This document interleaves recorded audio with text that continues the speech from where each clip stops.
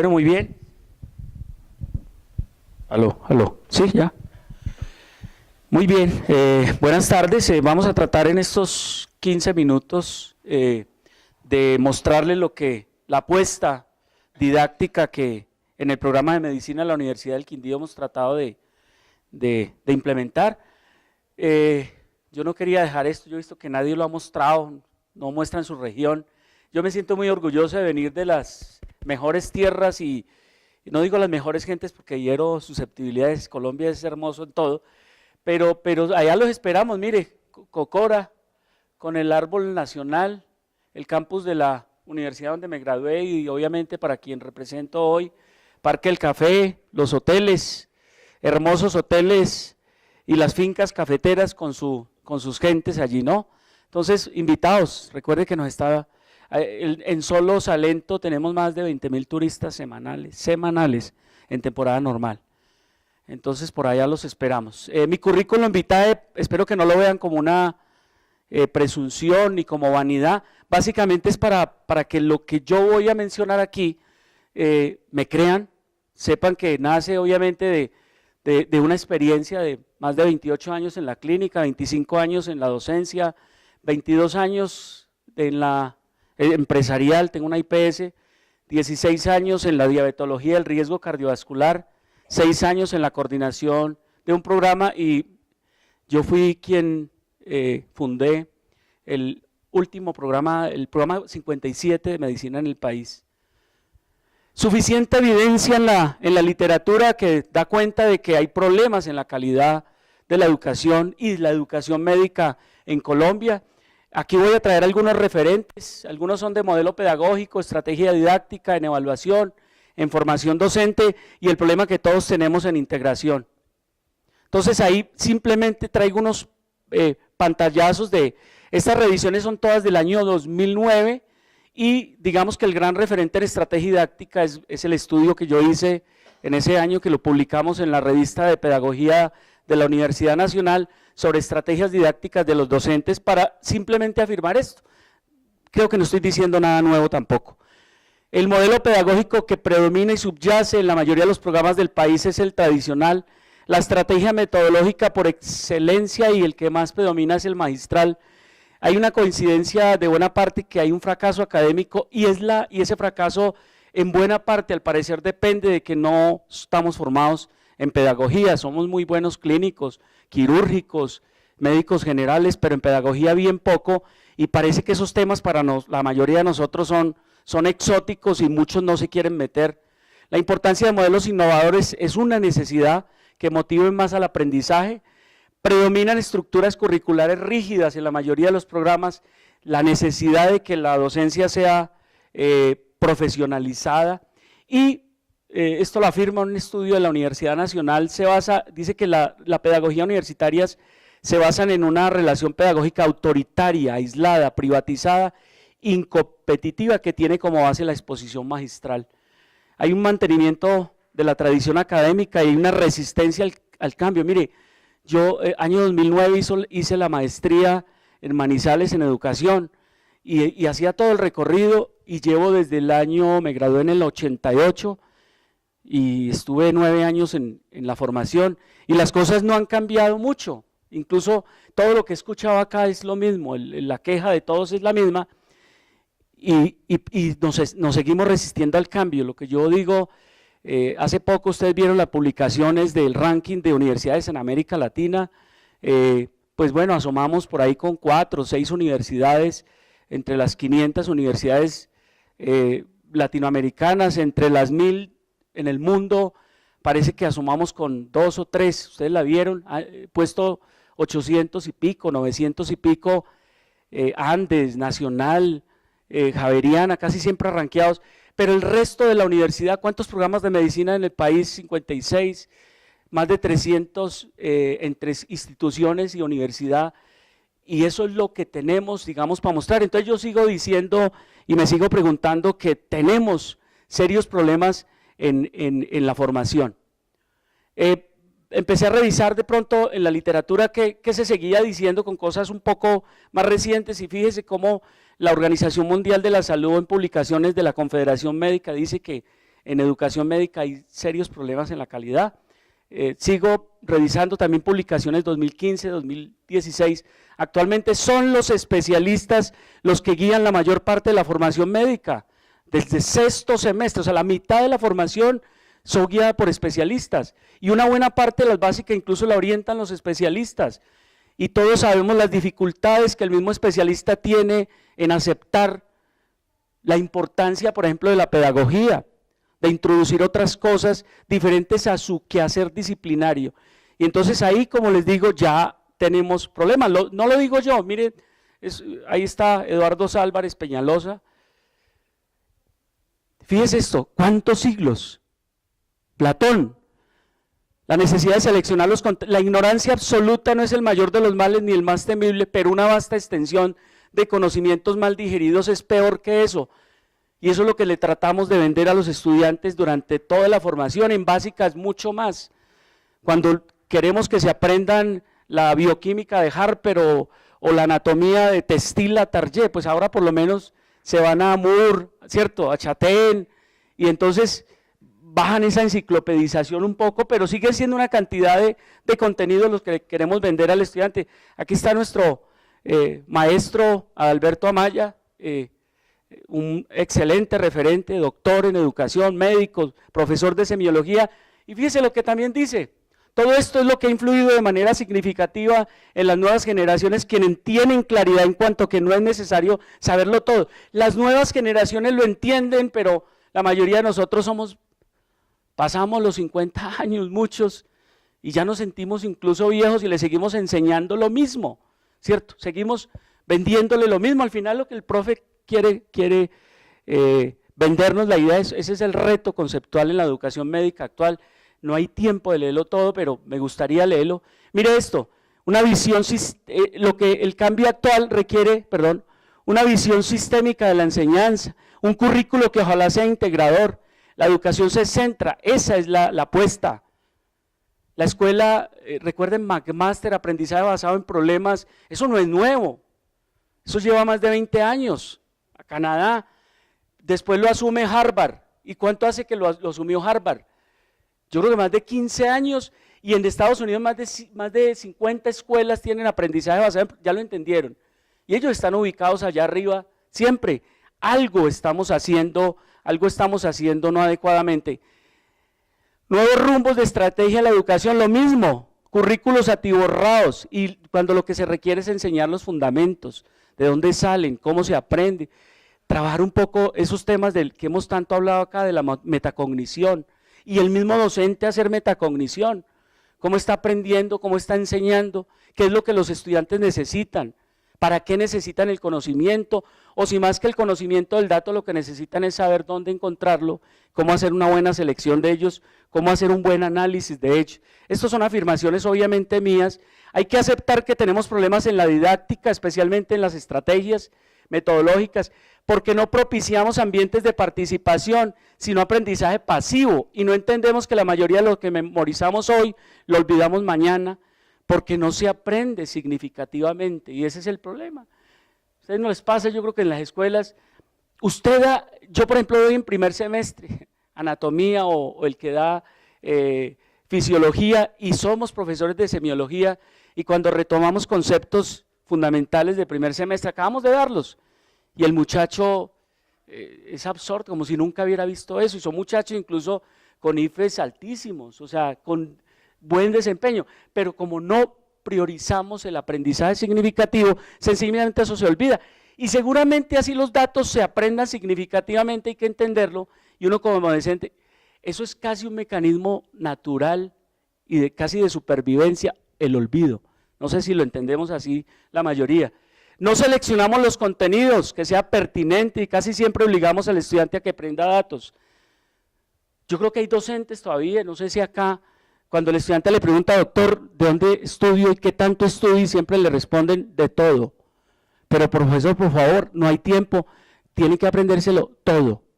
Y eso es prioritario, seleccionar esos contenidos. Fíjese esto, triste época la nuestra, es más fácil desintegrar un átomo que un prejuicio.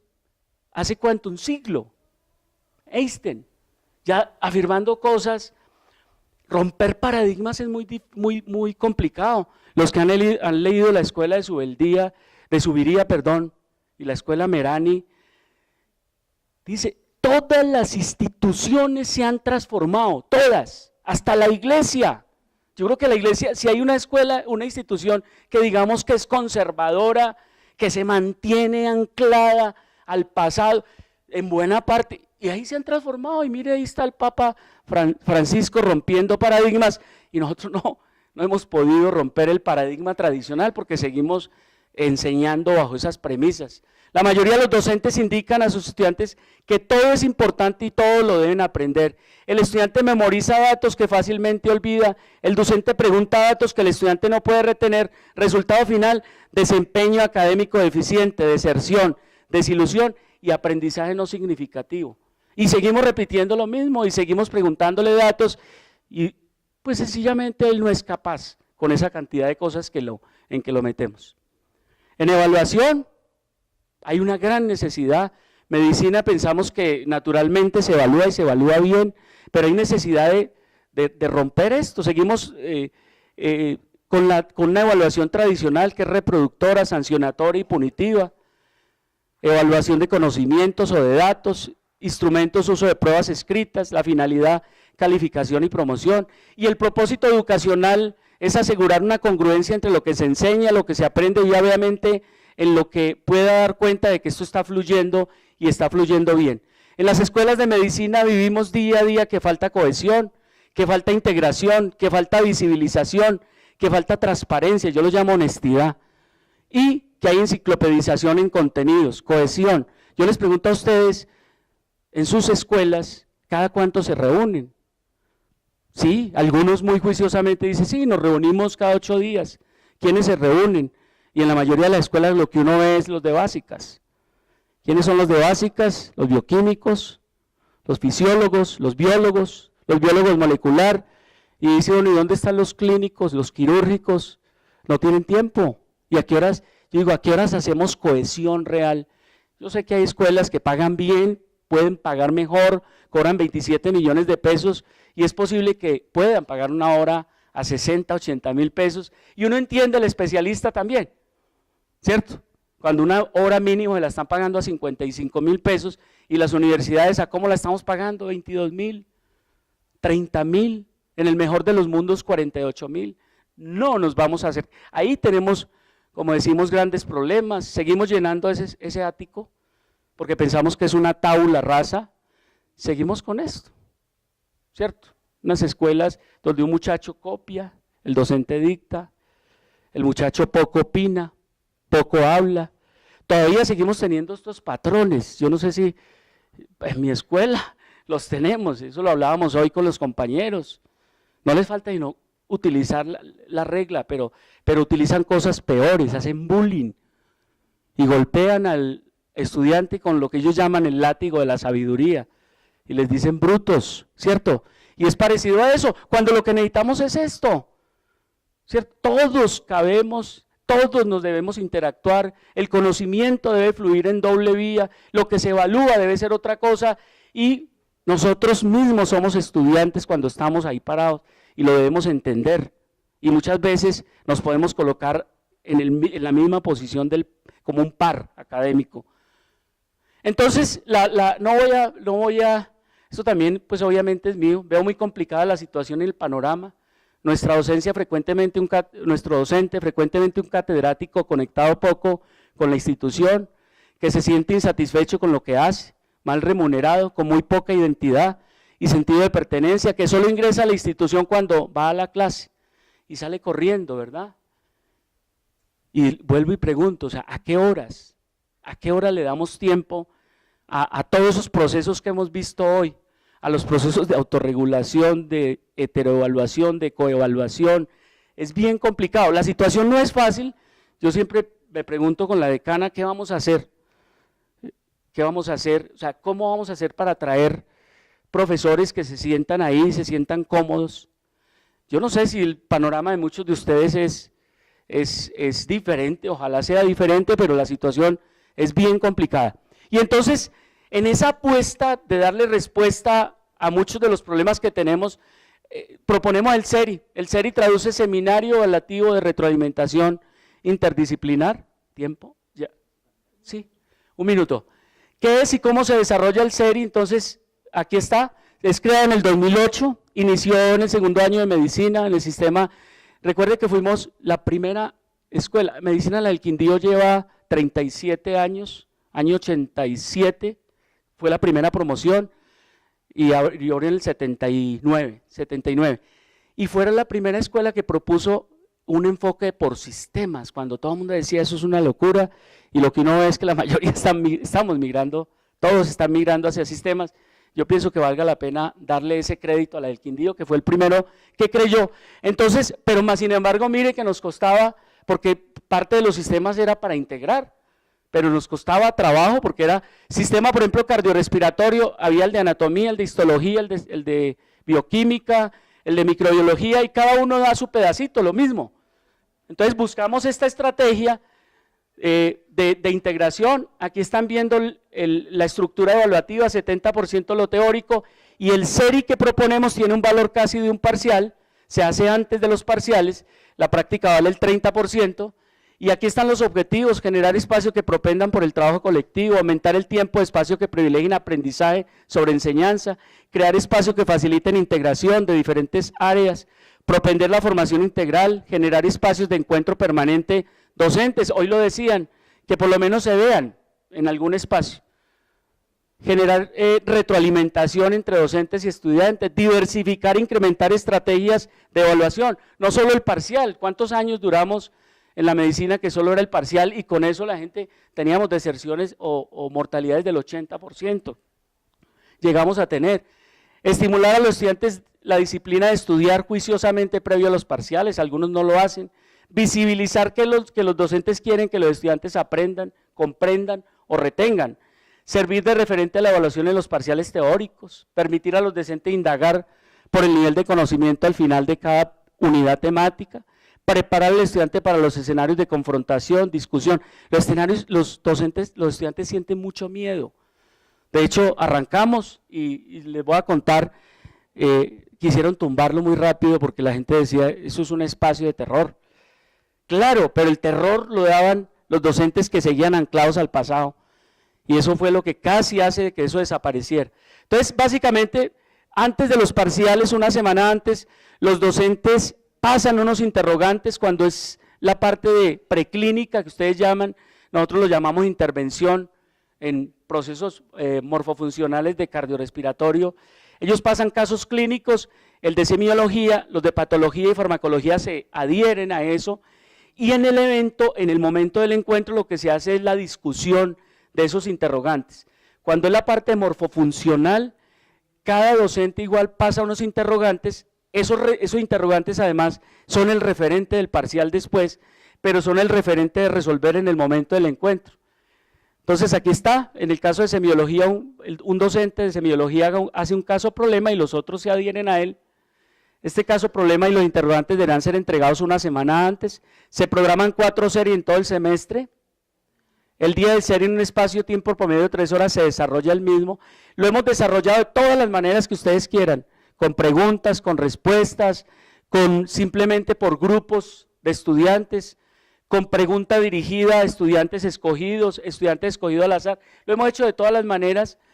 Tratamos siempre de explicar que eso no debe ser punitivo, que no debe ser solo de castigo, que debe ser un espacio donde ellos retroalimenten y aclaren dudas en el estudiante.